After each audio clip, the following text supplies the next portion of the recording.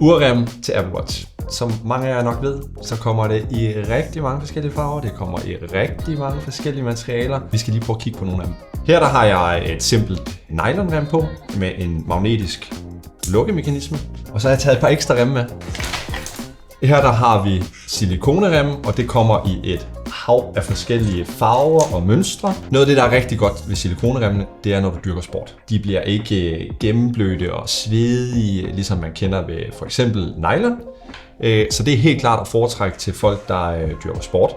Her har vi et sortiment af vores nylonrem. Igen kommer i et hav af forskellige farver. Det er dejligt blødt og behageligt at have på, og du kan egentlig gå med det hele dagen, uden det generer dig. Her har vi vores sortiment af remmen, der er nok til det lidt mere business look, eller hvis du er til fest i byen, og du ønsker det lidt mere stilrene, så har du her et sortiment af lidt aluminiumremme, vores rustfri remme.